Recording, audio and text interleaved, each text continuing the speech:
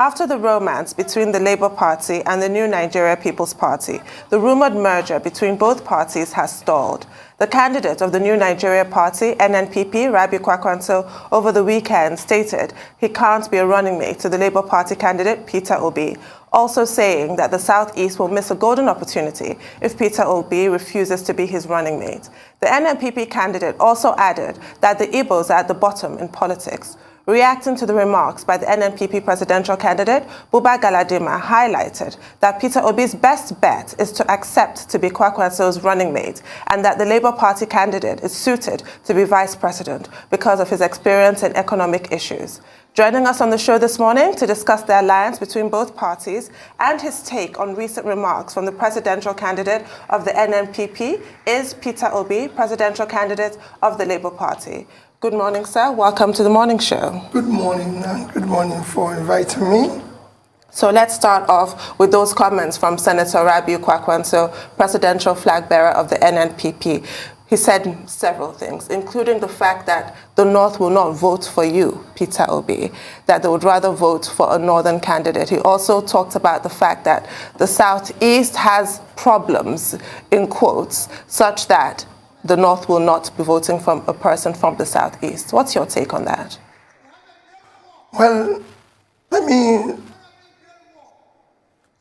comments from my respected elder brother, Kwankwaso, is the reason why we have 100 million Nigerians living in poverty. The reason why we have 18 million Nigerian children out of school. It is the reason why we have over 55% of Nigerians under unemployment ladder. It's the reason why we have all the problems, why Nigeria is insecure. Because rather than vote for competence, we will choose to vote for incompetence based on a primitive consideration of ethnicity and religion. Tell me, today you can't travel from Abuja to Kaduna by air, by road, by train. Is it because somebody from the Southeast is in charge? You can't travel from Abuja to Minna by road. Is it because somebody from the Southeast is in charge? Yesterday we had an attack by bandits on the presidential convoy in Katsina. Is it because the president from Southeast is in charge? Show me where you can buy food cheaper, you have uninterrupted electricity, or people are prospering in the north because the northerners are in power, in the southwest because they're in power, and in the southeast. What we've chosen to do in this country, we will consistently hire vehicle drivers to fly the Nigerian aeroplane instead of hiring qualified pilots. My commitment is let us campaign and deal with the issue of the problems of the country. There's a lot of problems besieging this country. If you don't know today, this country will soon default in their debt service. Now we'll be rated junk status. That's what should be preoccupying us now. Our schools, universities are shut down, and we're talking about who will vote for. Let's deal with the issues. This election will not be based on my turn. It will not be based on ethnicity. It will not be based on religion. It will be based on the Nigerian agenda to save this Nigeria. Nigeria is in coma. And you need a specialist. And that is what I'm offering. To save his life or he will die. It is not about whether this person. I'm appealing to people to vote to save Nigeria. And to save Nigeria is to hire the best. I don't want people to vote for me because I'm from the Southeast. I don't want people to vote for me because I'm from South-South or I'm from southwest or northwest or northeast or north central, I want them to vote for Peter Obi because he's a Nigerian who is competent to start pulling Nigeria out of the mess it is today. He also said that, the Igbos are on the lower ladder of Nigerian politics. I mean, we keep hearing that word. In fact, when we had the spokesperson of the NNPP, somebody that did speak on behalf of the NNPP yesterday, I think a couple of days ago, if my memory serves me right, that's Alhaji Buba Galadima, he equally enunciated, those views that, no, it must be the Igbos that, it's on Monday. Yeah, thank you so much. That the Igbos should be the one to be vice presidential candidate. So tell us about everything about this, NNPP partnership and everything. Is it still working or is it dead on arrival? Well, I'm not going to talk about the alliance because maybe some people are talking about alliance, but I want to look at their comments. Often a time, you see, you work here. Often a time we tend to neglect those on the lower ladder. They might be the solution. They might be the solution. And those comments are comments that should not be on the table today because we have a problem. My candidacy is actually meant to solve those problems, to stop referring those who are higher ladder because, okay, those who are higher ladder have brought us where we are. Maybe we need those on the lower ladder to be able to deal with it. And that's what, even his comment, let me take about Alhaji Babadima's comment, which you said. He said, I am competent to be the vice president because of my knowledge of the economy. Let me tell you, Nigerian problem is the economy. So why do you want somebody who has knowledge of what the problem is to be vice? That is what I'm saying. You want to use the people who should be on reserve bank to start the match when, no. He mentioned that I have the knowledge. The Nigerian problem is the economy. It is the economy because people don't have job, because people don't have means of livelihood, you push them into criminality, into agitation, into all sorts of problems we're facing today. And that is what I'm saying, that I have the knowledge to start pulling these people out of poverty. My candidacy and the team I want to assemble, young, sharp people will start mitigating the dangers we're facing today.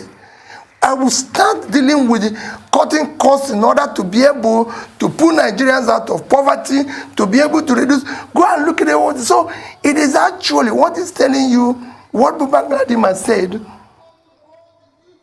I will say, is Peter Obi is qualified to be vice president.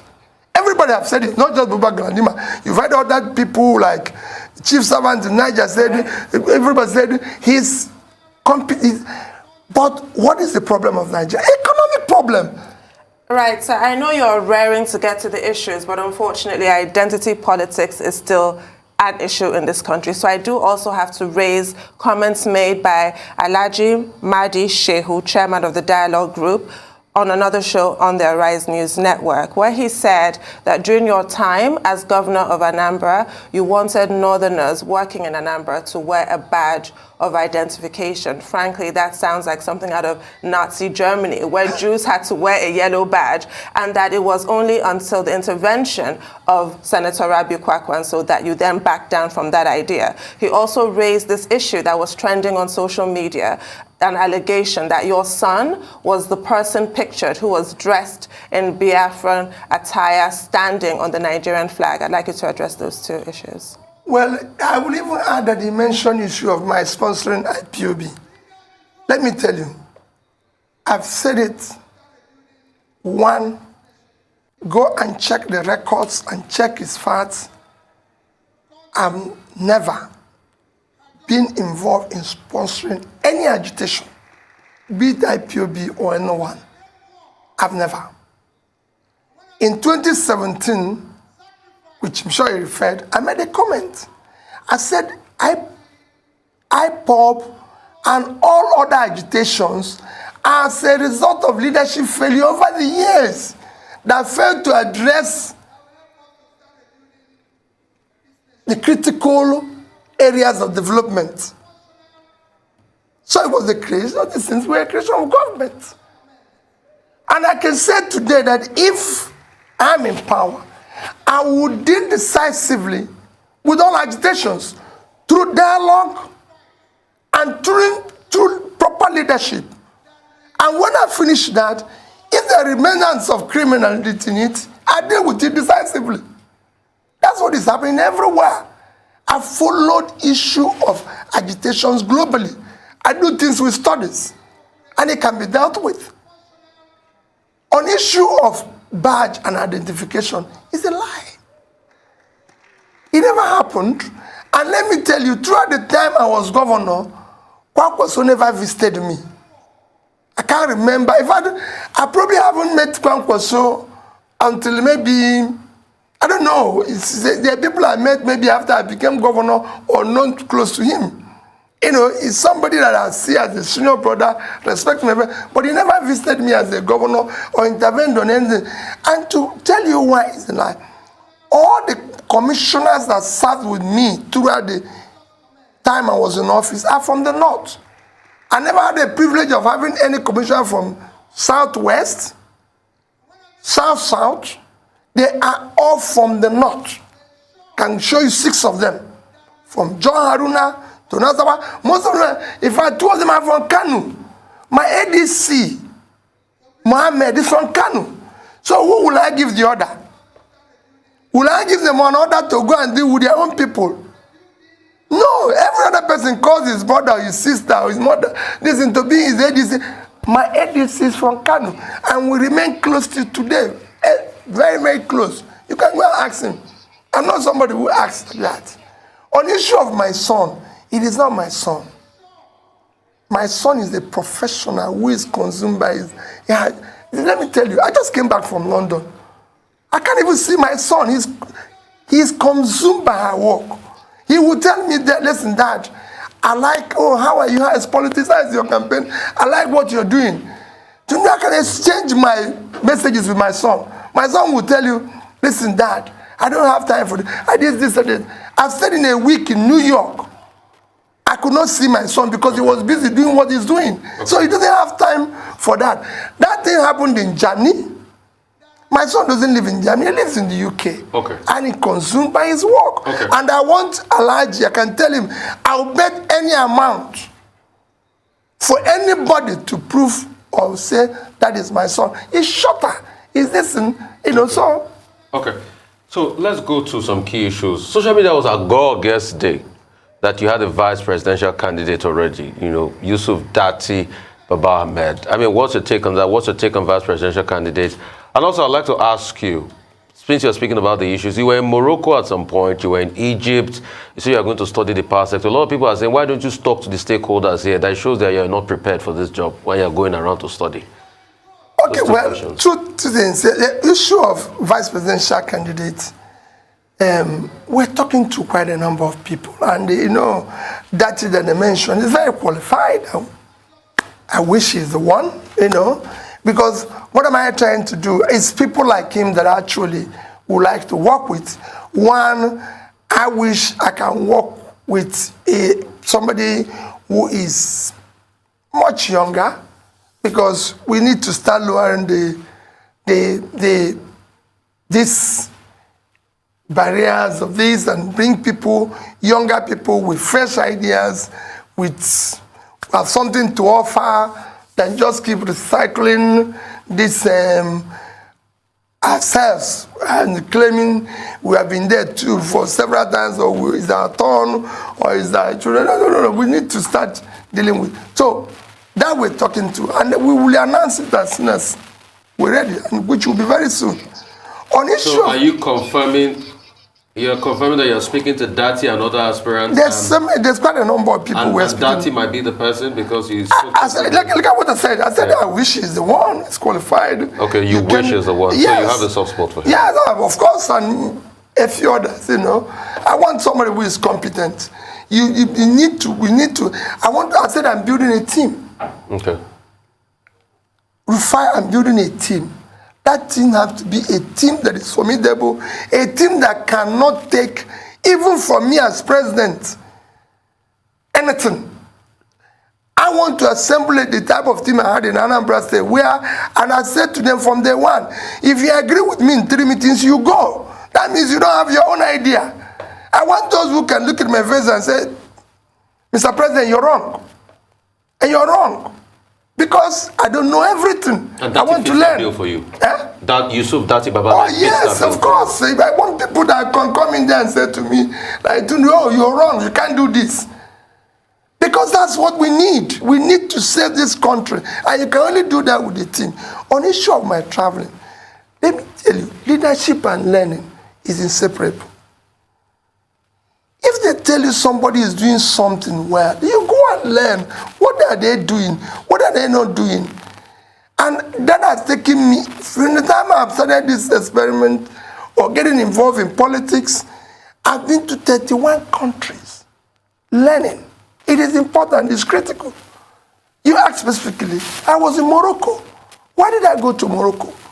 Morocco, just to show you, Morocco is about 36 million. Their export last year was over $50 billion. They don't spend on oil.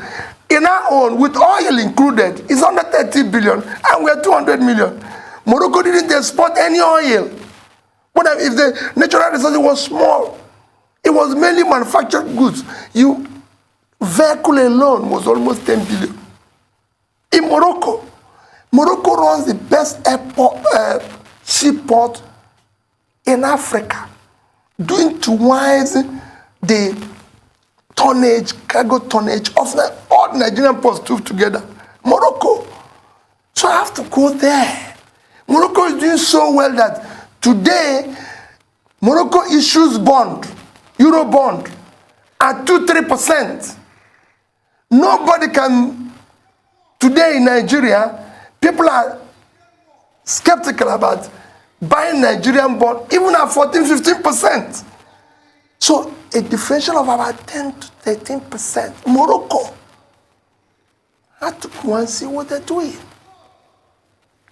I drove from Rabat, the capital, to the port in 3.5 hours. No police, nothing. Straight road, got to the port. You wouldn't even know. You think there's nothing happening in the port. I was there. They viewed the people and everything. That's why I went there. To know what they're doing that we're not doing. You learn. I went to Egypt. Egypt, Vietnam, India deploy the highest, fastest electricity in the past 5 years. And I said, let me start with Egypt. I'm going to go to the other ones.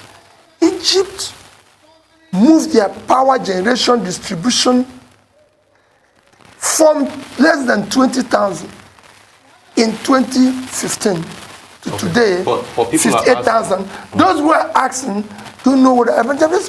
That's what they did. You need to go and see what they were able to do. Today, Egypt's power requirement is 30,000 megawatts. Okay. Their generation and distribution is 58,000. I want to study who did the plant, who are the contractors, how did they get the funding.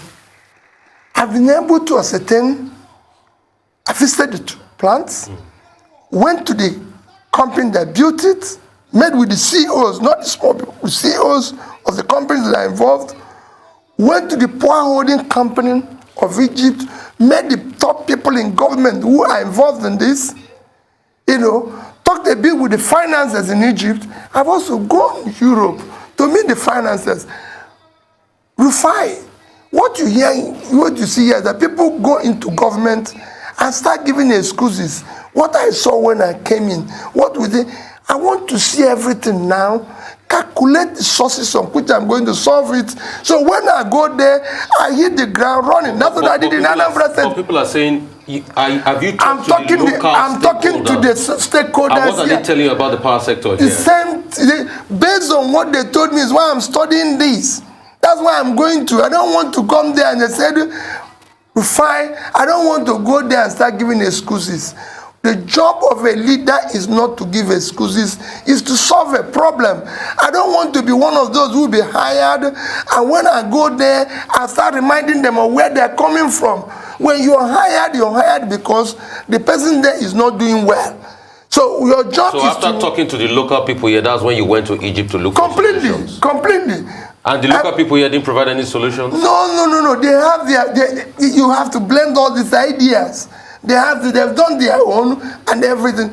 Let me give you an issue of security. I was with the IG of police the other day. And when I asked him this, but I was asking him, because you must solve this thing.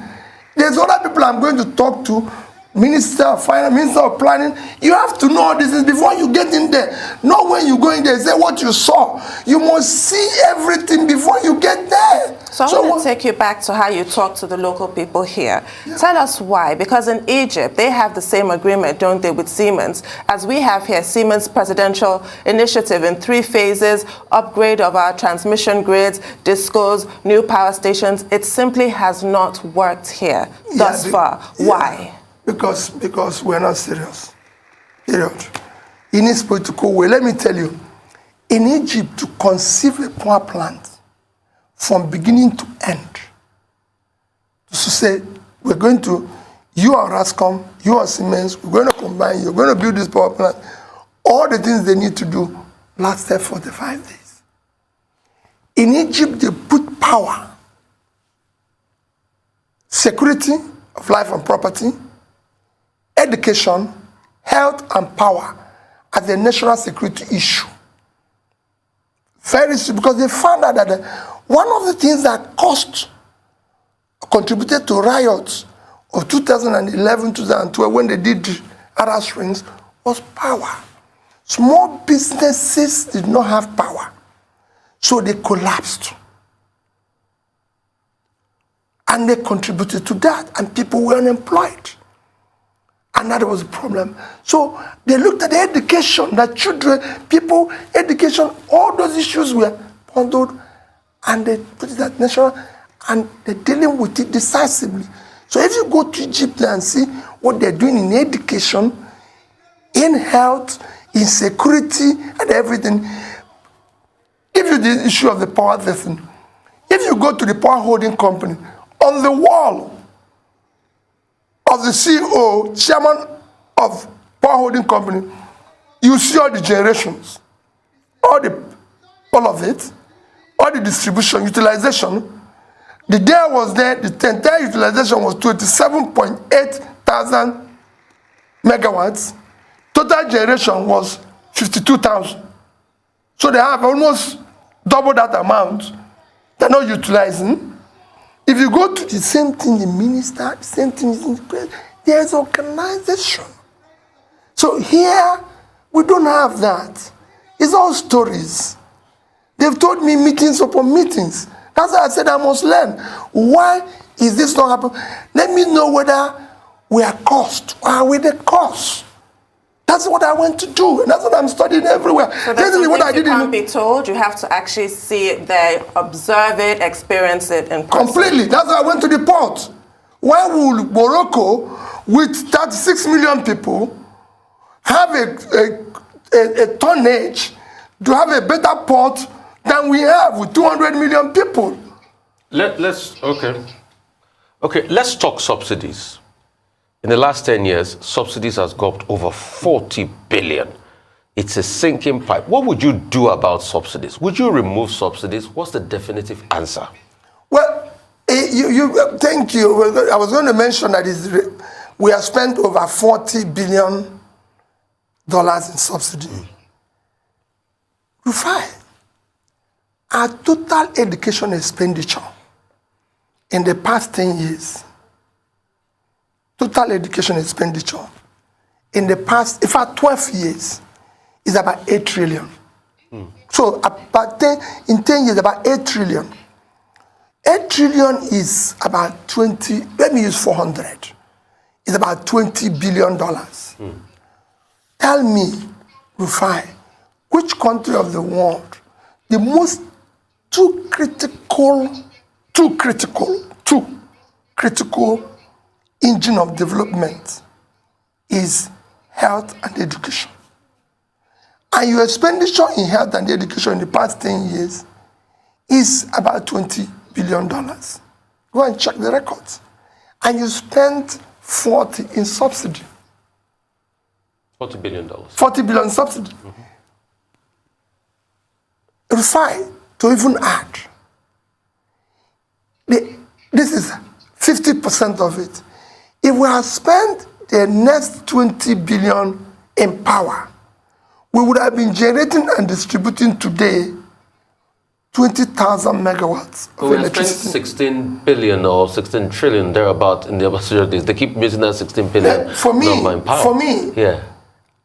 I don't want to deal with the issue of the past. That's what they said about adjustment. But I'm saying in the past 10 years, and I'm talking about 2010 or 2012 to 2022. Within this period, this is what we have spent in subsidy alone. Yeah. That means subsidy alone would have solved a lot of our issues in education, in health, and in power. If we have 20,000 megawatts of electricity today, I can assure you that we'll be growing at more than 4% and would have added over $100 billion in our GDP. So what it is that this is just subsidy. Within the same period, as you know, we've borrowed $90 billion. So subsidy of 40, you borrowed about $90 billion, which you're servicing. If you put the debt servicing, you could see a total mismanagement of resources that would have changed the entire north. That vast land would have been a huge farmland. But sorry to cut you in. The argument has always been over the years. It is Labour that has been stopping the government from removing subsidy. Remember 2012 Occupy Nigeria protest, Labour, and now you are in the party set up by the Labour Party, and you are a free market capitalist in the party called Labour Party. So Labour has also played a role in stopping the removal of subsidy. All this while, that's another argument. No, let me tell you the argument. Let me tell you, it's people, it is not entirely so. Labour has never been against stopping of subsidy. Can you convince Labour? No, let me tell you, we will do it properly, because Rufai, if you audit what we are importing and consuming, there's no way it will be this amount. And you have to convince people. Let me tell you why people are against removal of subsidy. People are against removal of anything because whenever it's been done, they did not see the benefit. We did privatization. We didn't see the benefit. What we did is that we privatized profits, socialized losses. We did everything we've done. We did other things here that have been done everywhere. If you say you're going to remove this, what are we getting here? The problem you have in Nigeria is that they've removed this, nobody got anything here. So we are going to do it in such a way that it will be transparent. This is the amount of our importation. This is the amount we're going to spend. And if we reduce it or do this, this is what you're going to get. And you deliver that, people will believe you. I've been able to return schools in Anambra State or do things that when I was doing it, people say, no, you cannot do it. Have you go and watch what my former head of service wrote? Stinginess as a strategy of development. He showed how I cut the cost of everything and showed what I used it to do. You must not come and say, we're going to remove this. What are we going to get as a remove? Because of mistrust. Because the whole thing has been embedded in transaction and stealing of, so people don't want to hear it. But you cannot spend that amount on subsidy when your health, education, and pulling people out of poverty is suffering. So you remove subsidy? Well, like I said before, everything has to be, if this is going to happen, this is the result. Would you remove subsidy? We have to look at it critically. Would you remove subsidy? Remember what I said? Yes and no. We have to study. I will remove it, but I have to offer them what would be equivalent of what we are removing. So your answer on subsidy is yes and no? Yes, and yes. no. Would you Yes. remove subsidy? Yes, but because because I'm going to use the resources to do something that will benefit. But if I'm not going to do that, I'm not going to remove it. Okay. You must be able to offer something in replacement of what you're trying to do. I cannot spend $40 billion on subsidy and spend 50% of that in education and health. Even in security, where our security budget have not been up to that. And you're saying that subsidy is more important than security of life and property. These are things you must do. You must be able to say, if we keep this, we will not get this. If we keep this, we will not get this. But because of mistrust, I will say that subsidy is a scam. And I still maintain it. So we have to look at it. How much are we importing? Who is consuming it? Why are we going to keep this? And there's so many scams all over the place, including the cost of governance. We're going to look at it. It's not going to be a business as usual. I'm going, and that is why people are telling you, oh, it's good at the economy, it's not good at this, it's not that good, because they know that if I'm at the #1 position, I'll be able to say, no, you can't continue with this. So they want a situation where it will continue, but let Peter be here. If I'm qualified to be vice president, I'm qualified to be president. Okay. On that note, we'll take a short break. Please stay with us. We'll be back with more with Peter Obi.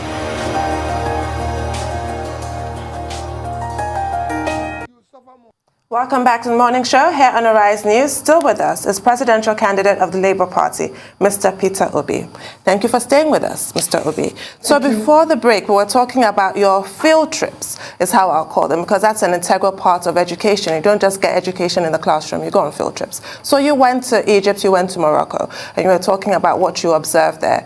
You mentioned the ports. How will what you studied over there impact us here, should you emerge as Nigeria's president? We have underutilized the blue economy quite clearly.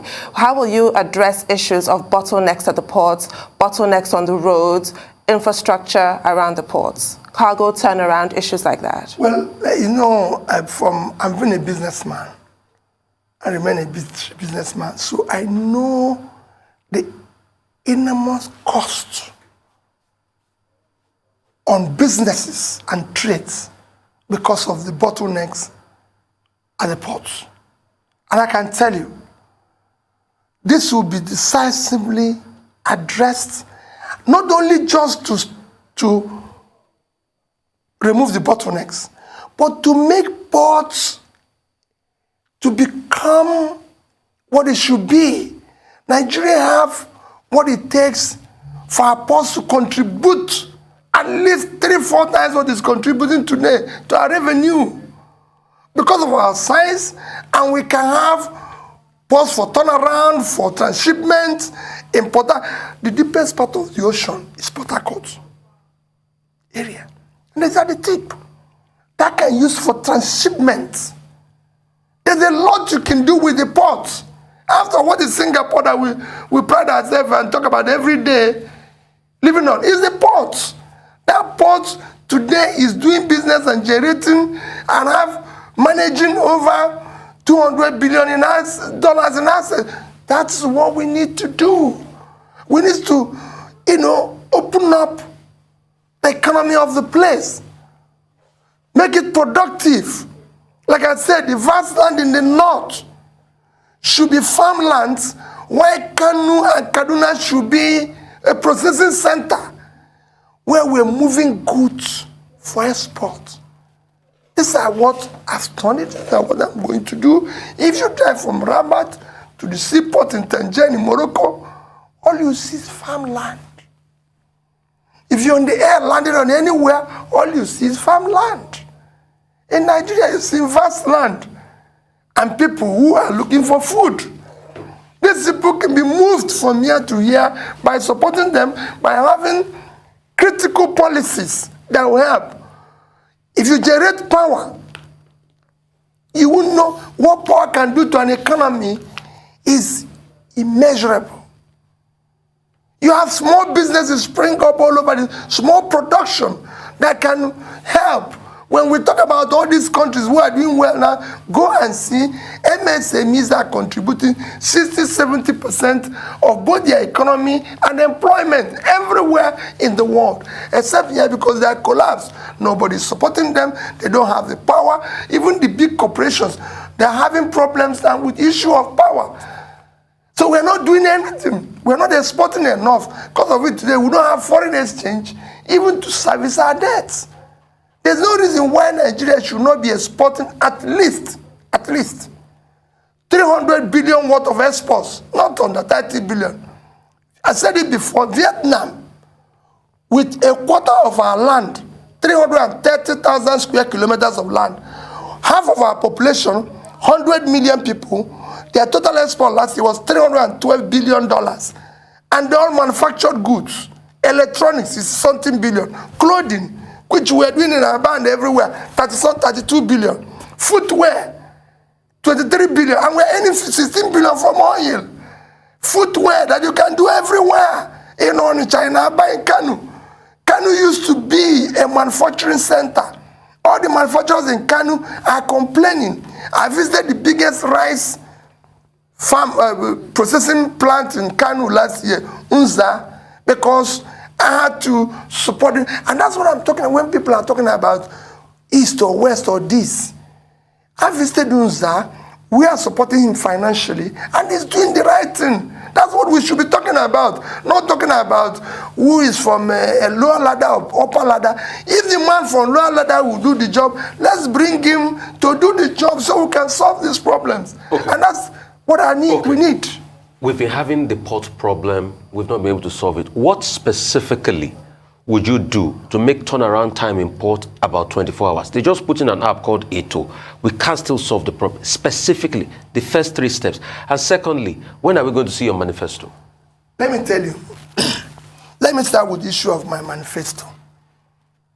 We're going to see it. Rufai Britain today operates on written constitution. Let all these glossy things people write. Let's look at the man who is saying this and who is writing all this. I can hire professors in university and they write something that I don't even believe, that doesn't even make meaning to me. I'm saying, go and look at my records, whatever I've told you. I've experimented in private sector, in public sector, so there's a reference to what I'm saying I will do. When it comes to the issue of ports that you said, I said I'm a trader. I know the enormous cost. If you borrow money today, Rufai, and say you're going to do importation from UK to Nigeria, you borrow money, say, okay, Nigeria, if you borrow money at 20%. If you're very lucky, let's say you borrow 10 million naira, so you're going to pay 2 million at the end of 1 year. You start to do importation. First is that you will not find the dollar. If you find it, you import goods, you pay for it, and then from UK, it takes 2 weeks to come to Nigeria. It takes you 3 months to clear a Nigerian port. So what will you do to change that? So you are paying interest for 3 months on your 2 million for nothing. You can change it. You clear goods in Cotonou in 2 days. I'm just putting it, even do it in 1 day. You do it in Ghana, do it in Ivory Coast. I've been involved with the port. I've actually been a part of probing the port. I've actually traveled because of the port to Singapore and everything. I've studied what works in the port. So what would you do to make it like Ghana and Cotonou, specifically? Very simple. Yes. It's a human factor. Okay. And you deal with it. It's a human factor. Quote me anywhere. It has nothing. What they do there is not different from what we do here. All we need to do is a human. I tell people what we did in education in Anambra State. And why do I want to use it as an example? We moved from 26 to 21. We didn't change the teachers. It was the same teachers. We didn't. No, we didn't hire new people. We didn't do anything. It was the same people. But when they saw the body language of this leader, what he wants, and people were being asked to go if you don't deliver it, they delivered it. Everything you're seeing in Nigeria has not worked, whether it's scanning, whether it's human factor. you deal with it decisively. But people say it might be easy in Anambra, but it might not be easy as Nigeria as a whole. I Because said it's a bigger country. It will be the same thing, exactly the same thing. Quote me anywhere. I've been involved in the banking industry. Go and check. We took the smallest bank and became 25 billion bank. I was the chairman. You can go and check the record. I've been a successful businessman. In Anambra State, let me tell you, Anambra is very difficult. It's the most difficult state to govern in this country, if you don't know. So it is, we will beg people, we will plead with people, we will dialogue with people. We're not going to shoot them, we're not going to do this. Go and ask, you could see me every day begging, appealing, and we'll do it, but we'll be decisive. Because it must work. We want this to become an engine of production. What has changed countries is production. Go and check, even in Europe, the Spanish people were enjoying and selling their gold when Netherlands was busy investing in production. Today, Spain is a problem. Netherlands is doing well. A country with 33,000 square kilometers of land and far less population. Total export last year was $650 billion. I must get this place to work. So what I'm hearing here, the recurring theme, is that a lot of our failings so far are due to human behavior, whether it's political will or just generally how we conduct ourselves. Which leads me to my question about some of your supporters who attack, vilify people who don't agree with you or support you. How do you address that more militant end of your supporters that obviously have contributed to what's been described as the Peter Obi phenomenon, but some people find it off-putting? Well, let me tell you, I don't agree entirely. Some of those people you're hearing, or who have defined people, are not my supporters. They are people who have been paid by my opponents to infiltrate my supporters and do wrong. And then they say it's P2B supporters. I'm telling you, some of them. And today, people are being paid. In fact, what they say and do to me is far more than what they do to any company. People are being paid to say all sorts of things about Obi, label him is incompetent, label him whatever it is. It's just like the issue of my son. My son, for example, like I said, is a hard-working young man. Since he left university, he never asked me for £1. He will tell you, I'll earn the money. I have always cared about Nigeria. He will always tell me, say, listen, if I tell my son now, I'm going to buy you this, he said, listen, sir, listen, daddy, you have a lot of people you're supporting in Nigeria. I can support myself. Support them. Dad, if you say this thing, I have a lot of my friends. Let me tell you my last discussion with my son. He said, a lot of my friends want to go back to Nigeria. But they have fear about this. Is there any way, if you have opportunity, you can make it better for all of us to come back? We want to come back. He was born, raised in the UK, went to school, is working, and he feels for the Nigerian child every day. As you know, my daughter had to even come back and start teaching in a secondary school here. So that's where they feel. They feel, what can we do to help? If I say to any of them, I'm going to say, take the money. You have people you're paying for. Why don't you support this school? Why don't you do this? Why don't you do this? I saw you giving computers to school. Keep doing that and everything. They have so passionate about, why don't we do good? Why don't we do this? So for me, I don't have people, and that's why most of the time you even see me apologizing and doing this. If they even say to me, you have to stop apologizing, I said, listen, this is me. I want to show people love when they show hatred. When you say people in the north, for example, will not vote for me, they are voting for me is that I'm going to solve their problem. I want people in the east to vote for people based on their competence. Not vote for Peter because he's from the east. Okay. Real quickly, so I got a couple of questions here while you were speaking, and we'll just go through some of them. Yeah. A lot of people say you keep talking about Anambra, but did you hold local government elections where you were in Anambra? How did you hold the local government money? They're also asking that why are you not in Osun now campaigning for the candidate of your party in Osun State? And they are also saying we should ask you that would you restructure Nigeria, yes or no?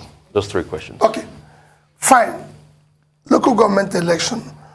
Go, fine, I'm giving you a mandate. Go to Anambra State and see why local government election was not held when I was there.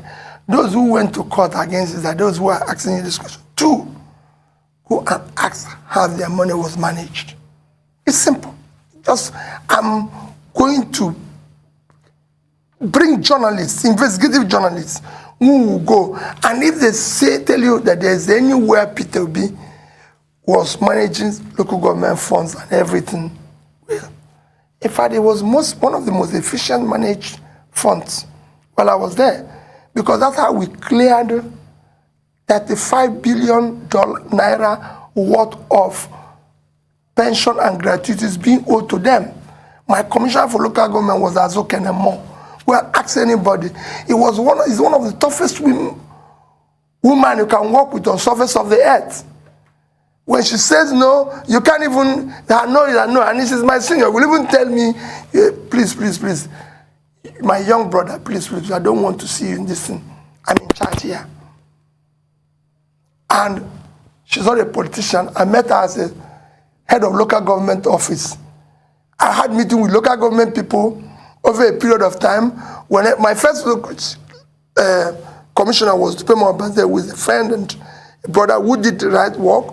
This woman, I met her whenever I go to meeting. She's one. I said, Madam, come and do this job. And that's how I met people. My commissioner for health was because doctors went on strike. I went to a hospital. I saw a doctor working. And I said, Mr. Kakwa, he said, I can't leave my patients. Never. Doctors are not supposed to go on strike. I said, you'll be the commissioner. He said, he will never be. I went back and announced his name. So it was not okay anymore. I didn't bring people. So go and verify. That's whatever I tell people, I say, go and verify where Peter was. So that was the issue. The last issue you mentioned, why am I not in Osun? When is a state election? You are invited. Yesterday, I came back yesterday. I spoke to the Labour chairman who told me we'll be in Osun. I won't tell you that because of security risk, but we're going to be in Osun campaign. And I'm in contact with we're in contact with Will you restructure, yes or no? Fortuna comes in. Thank you. When you talk about the issue of restructure, when I get there, I've said it, Nigeria as it is structured today cannot work. But it's not something where people say, we will restructure. Let's get there. There's issues. For example, let me take issue of security. Why won't the state be in charge of their security? That's not part of things people are talking security. So you bring in state police once you get there? If you get there. First is that the governor should be in charge of the security. So even if a police commissioner is posted there, the governor is in charge and can remove him. I removed 6 police commissioners right from the time of Obasanjo.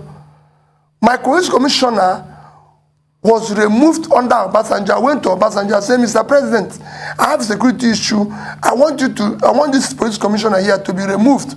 He called the then IG, Hindero. I said, so who do you want? I said, I want the deputy to be the commissioner. Hindero said, no, he cannot. I said, unless he will be acting. I said, call him anything, but let him be in charge. That's how John Haruna took over. So that's fiscal federalism, so you promote that? Of course, yes, because it will help. You do it in security, in education. Why wouldn't I hold the governor of Katsina responsible for the security? One is that our police personnel level is unacceptable. We should have at least today twice what they are today.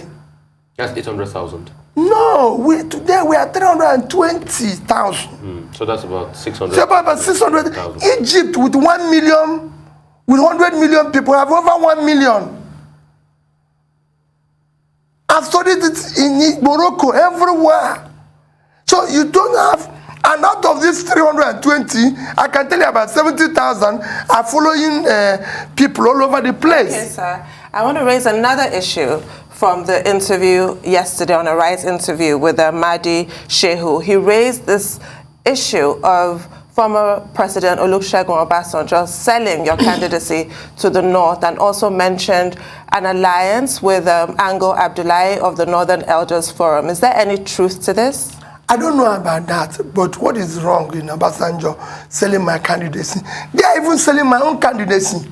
I've said it, NPP spokesperson, both the presidential candidate and the spokesperson, my senior brother, Baba Grandima, all said in PDP, the Niger chief servant and Senator Dino, none of them have said Peter is not qualified. They are saying that Peter is competent to deal with the economy. But I'm saying we have an economic problem. So you don't need somebody to be on top of me when I can solve the problem. And that is what I'm offering. That's why I said I'm contesting to be the president of Nigeria. I might be coming from a section of the country, but I want to solve the problem of Nigeria. I want to start building a new Nigeria where Nigerians can be proud of their country, believe in their country and everything. A young man approached me yesterday. I came back from the UK yesterday. It will shock you. A young man approached me. He said, I saw everybody taking picture with you. And I asked him, who are you? He said, you are the president. You're going to be the president. I said, yes. He said, let me tell you, I'm 20 years old. My mother is from Nigeria. My father is from Jamaica. My mother is so nice to me. I want to come to Nigeria. I want to be able to set up a business, employ people. I help. But just like what my son would tell me, so many of my friends don't want to come because they feel it's not this, it's not that. I said, that's what we're trying to do. When we arrived at the airport here, I saw that same young man being interrogated by immigration, this one. Even normal thing, trying to harass him, I called them and said, let me tell you, this young man is coming to this country for the first time. He believes in this country. That's why he's coming. By the time people finish with him here, he will go out, he will not come back. So they left him. He came and hugged me and gave me and says, I know I can't vote for you, but I don't know what I'm going to do to help you. Can I collect your number? I gave him my number. He gave me his number. He said, because of me, we need to do things that will bring people hope. We need Nigerians to be proud that they are part of this country. We need to go to sports and compete as the Nigerians. People are not proud to say we are Nigerians. Canadians are hiring Nigerians every day. Other countries are hiring them. They are not asking them whether you're from the east or west. When you go to a doctor, I've been to one, I've said it, I've never been sick. One time they said I would remove a procedure in the UK. I went to St. Mary's and Elizabeth Hospital. As I entered that theater, two people appear. They are black. One is from Ondo. The other one is from Southeast. They were doctors. I didn't have to say you can't operate me because of this. So many prominent Nigerians are seeing the same thing. Nigerians from the Southeast are all working in Saudi Arabia. Nobody's asking them where they're from. Even Dubai we go to celebrate. It's a Muslim country. We all want to go there. If you go there, the only Catholic church, St. Mary's Catholic Church, is built by the Emir of Dubai. It's written there. Okay. I met him there once. He goes there 3 times a year, during Christmas, during Easter. Okay. So why are we here basing issues on is religion, is ethnicity, is my turn? We want to remove all this. Okay. I want it to be turn of Nigerians. Okay. Turn of the Nigerian children, turn of Nigerian youth to take back their country, and I'll help them to rebuild it. You went to see Governor Wike before he traveled. What did you discuss with him? Was it politics? Was there another alliance? And you just came back from the UK.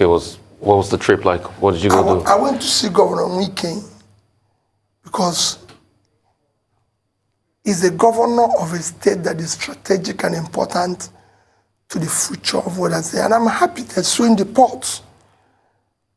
The ports in Port Harcourt can help to decongest the port in Lagos and help to what I want to do with the ports. We must generate appropriate revenue than we're presenting today. And I went to see him. I didn't go to see him to be another gang up or association and everything.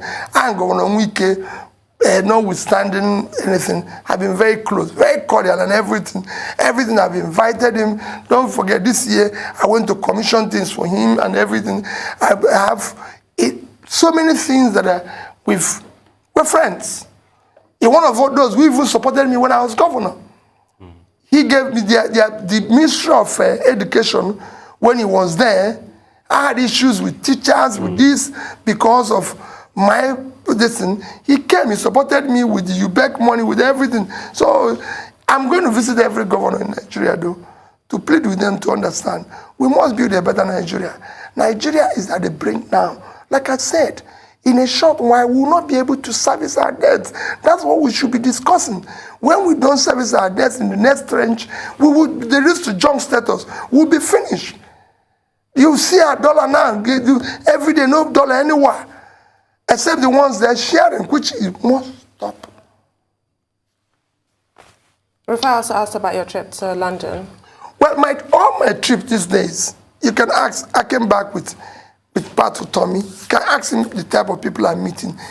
Rufai, this is time for me to meet all those that can help.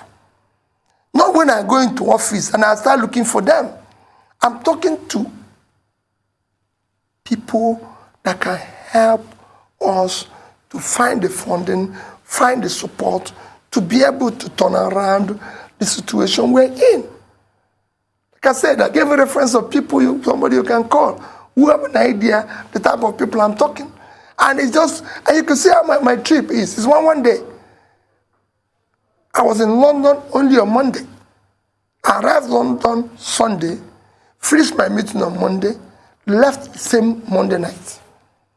So it was a business meeting, talking to people. I have a lot of other people I'm going to see in Europe and everywhere, talking, how are you going to help us? So when I have the opportunity to assemble this team of new Nigeria, a Nigerian movement that everybody will be proud of, it can start. Okay. All right. Thank you so much, Peter, for your time and for detailing what you want to do for Nigerians. And I'm sure a lot of Nigerians have watched it out there and they've taken note of all you have said today.